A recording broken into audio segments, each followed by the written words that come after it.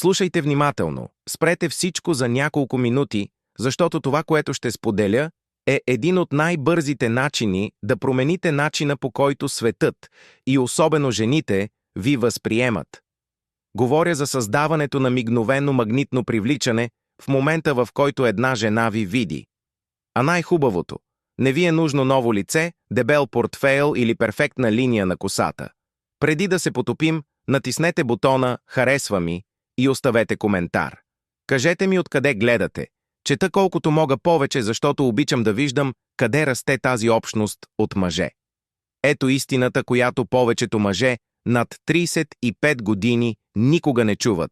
Външният вид е само половината от играта. Другата половина е мозъчното окабеляване, психологически преки пътища, здраво кодирани в подсъзнанието. Казвам се доктор Нарита. И след над 12 години помагане на мъже с здраве, увереност и социална динамика, едно нещо продължава да се оказва вярно. Когато овладеете тези преки пътища, жените ще се кълнат, че сте станали по-привлекателни за една нощ, въпреки че нищо в тялото ви не се е променило. Виждали сте го и преди. Средностатистически мъж с красива жена. Тя се смее, навежда се, играе си с косата. Междувременно вие, с по-добрата кариера и по-елегантния туалет, се чудите, какво има той, което аз нямам? Това не е магия. Това са сигнали. Днес ще ви дам точните психологически спусъци, които задействат привличането. Първо, ефектът на ореола. Мозъкът е мързелив.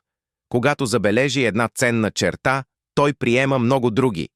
Застанете с отворен гръден кош и изправена брадичка. Хормонът ви на стрес спада и присъствието ви се разширява. Влезте в стая, сякаш притежавате мястото. Мозъкът и моментално ви маркира като човек с по-висок статус.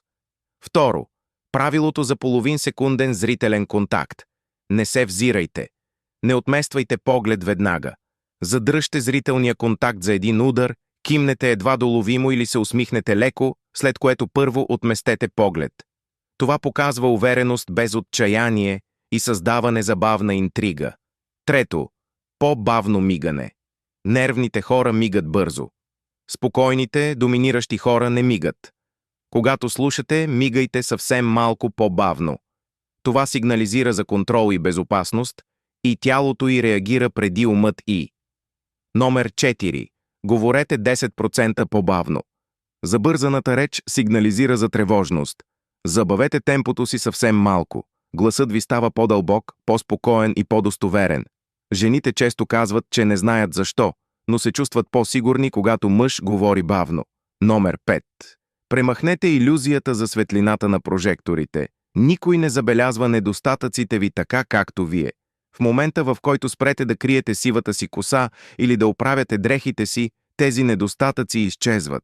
Виждала съм мъже да преминават от стари към изтъкнати, просто като притежават външния си вид. Номер 6. Бременната пауза.